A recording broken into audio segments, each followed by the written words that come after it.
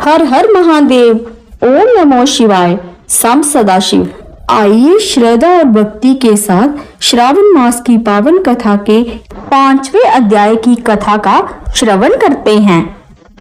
भगवान शिव बोले, हे विप्र, कोटि लिंग का महत्व तथा पुण्य का वर्णन नहीं किया जा सकता। जब एक लिंग महत्व की कथा कहना ही असंभव जान पड़ता है, तो फिर कोटि लिंगों का महत्व कौन कह सकता है। यदि मनुष्य में कोटि लिंग निर्माण करने की शक्ति ना हो, तो उसे केवल 1000 लिंगों का निर्माण करना चाहिए। इसमें भी समर्थ ना हो तो 100 लिंग या फिर इस मास में केवल 1 लिंग बनवाना चाहिए। इस मास में केवल 1 लिंग बनवाने पर भी जीव मेरे पास निवास कर सकता है। कामदेव के शत्रु भगवान शंकर का 16 उपचार से षडक्षर ओम नमो शिवाय मंत्र सहित अर्चन करना चाहिए। ग्रह यज्ञ करके उद्यापन करना चाहिए। हवन तथा ब्राह्मणों को भोजन करवाना चाहिए। इस प्रकार व्रत करने से असमय में मृत्यु नहीं होती। इस मास का व्रत बंध्यत्व का हरण करके संपूर्ण आपत्तियों को दूर करता है, रोग शोक संताप मिटाता है, ऐश्वर्य में वृद्धि करता है। जो कोई श्रावण मास में पंचामृत से अभिषेक करता है, वह इस शरीर को त्यागने के पश्चात कैलाश में मेरे नजदीक आकर 1 कल्प तक निवास कर सकता है। वह प्राणी पंचामृत पीने वाला, गो तथा धन आदि से युक्त अत्यंत मधुर भाषी त्रिपुरा सुरहंता भगवान श्री शंकर जी का प्यारा होता है। जो श्रावण मास में हविष्यान्न भोजन करता है, वह चावल आदि संपूर्ण धान्यों की अक्षय निधि से युक्त होता है। जो केवल इस मास में पत्तल पर भोजन करता है, उसको भोजन के लिए सोने के पात्रों की प्राप्ति होती है तथा शाक त्यागने मात्र से शोक का हरण होता है। और इस महीने में जो भूमि पर शयन करता है, वह कैलाश में निवास करता है। जो इस महीने में 1 दिन भी ब्रह्म मुहूर्त में स्नान करता है, उसे पूरे महीने तक नहाने का फल मिलता है। इस मास में जो प्राणी जितेंद्रिय होता है, उसे इंद्रिय जन्य बल की प्राप्ति होती है। इस मास में स्फटिक मणि, पाषाण, मिट्टी तथा मरकत मणि निर्मित शिवलिंग जा स्वयं उत्पन्न जा बनाए हुए जा पिसान निर्मित अथवा पीतल जा चंदन मक्खन निर्मित शिवलिंग में 1 बार अर्चन करने मात्र से 100 ब्रह्म हत्या का पाप मिट जाता है। सूर्य ग्रहण, चंद्र ग्रहण या अन्य किसी सिद्ध क्षेत्र में लक्ष्य जप करने से जो सिद्धि कही गई है, वह श्रावण मास में केवल 1 बार जप करने से मिल सकती है। किसी दूसरे समय में किए गए नमस्कार तथा प्रदक्षिणा से जो 1000 बार का फल मिलता है, वह फल इस महीने में केवल 1 बार के नमस्कार करने तथा प्रदक्षिणा करने से मिल जाता है। ये महीना मुझे अत्यधिक प्यारा है। इस महीने में वेद पारायण करने पर सब वेद मंत्रों की अच्छी तरह सिद्धि हो सकती है। जो इस मास में श्रद्धा से स्वाध्याय करता है अथवा पुरुष सूक्त के आलस्य त्याग कर 100 पाठ करता है, उसको ब्रह्म हत्या आदि अनेक पापों से छुटकारा मिल जाता है। इसमें रत्तीभर भी संशय नहीं है। हे सनत कुमार, ये गुरु शैया पर पाप करने का उत्तम प्रायश्चित है और इसके तुल्य पाप नाशक पवित्र पुण्य फलदायक अन्य साधन नहीं है। मनुष्य को चाहिए कि इस महीने में बिना पुरुष सूक्त पाठ के 1 दिन भी ना बिताए। जो कोई इसको अर्थवाद मात्र कहता है, वह अवश्य में नरक को जाता है। प्राणी को संविदा, चरु, तिल और घी से ग्रह यज्ञ करना चाहिए। धूप, गंध, पुष्प, नैवेद्य आदि के द्वारा अर्चन करना चाहिए। भगवान शंकर जी के रूपों को यथोचित ध्यान करके अपनी सामर्थ्य अनुसार कोटि होम, लक्ष होम और अयुत हवन करें। तिलों का बहरित मंत्रों द्वारा हवन करना चाहिए। इसी को ग्रह यज्ञ का नाम दिया गया है।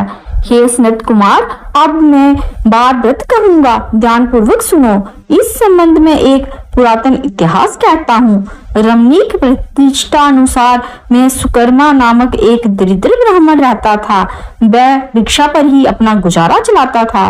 एक दिन वह एक गृहस्थ के घर में भिक्षा के लिए गया। वहां कुछ स्त्रियां आपस में मिलकर रविवार का व्रत कर रही थी। उस ब्राह्मण को देखकर उन स्त्रियों ने पूजन सामग्री को शीघ्रता पूर्वक ढक दिया। उधर ब्राह्मण की अर्चन विधि जानने की लालसा थी।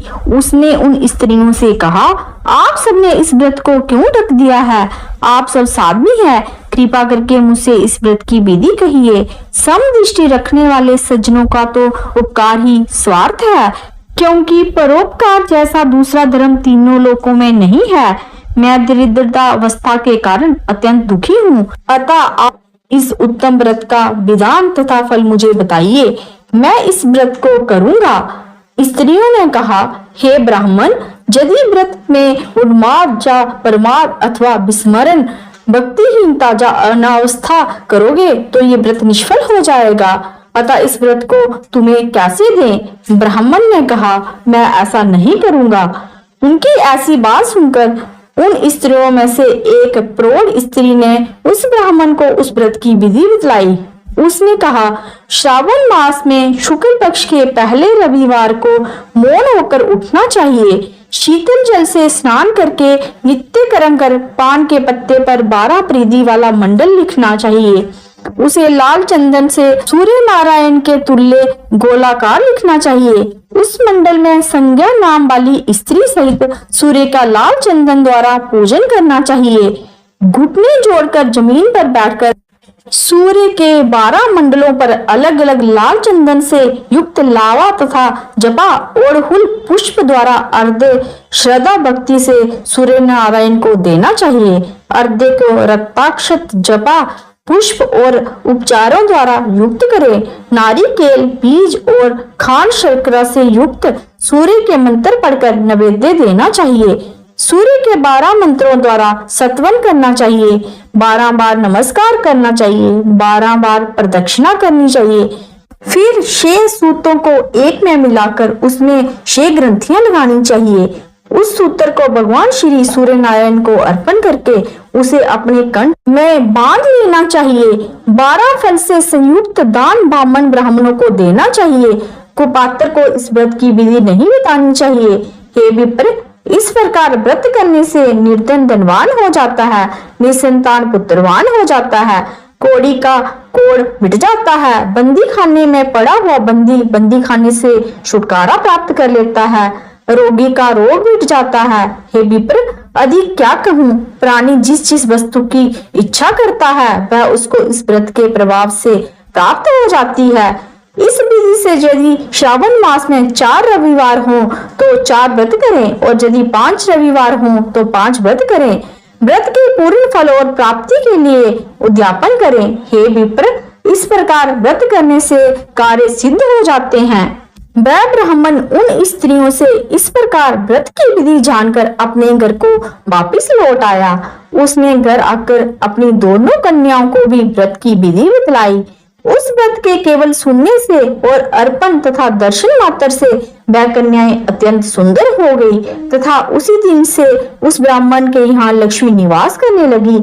कई विधियों और कई तरीकों से उस ब्राह्मण के यहाँ लक्ष्मी आई और धन कुबेर हो गया। एक दिन राजा ने मार्ग से गुजरते हुए उन कन्याओं को अपने मकान की खिड़की में खड़े देख लिया।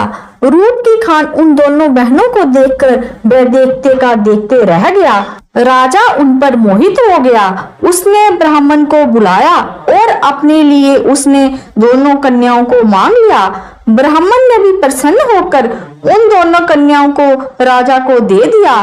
कन्याएं भी राजा जैसा पति प्राप्त करके प्रसन्न हो गई। फिर उन्होंने इस व्रत को किया तो पुत्र पुत्रादि से युक्त हो गई। हे सनत कुमार, मैंने अभ्युदय को देने वाले इस व्रत को आपके सामने कहा है। हे ब्रह्मपुत्र, जिस व्रत को सुनने मात्र से सब इच्छाओं की पूर्ति हो जाती है तो इसके अनुष्ठान के फल का क्या कहना।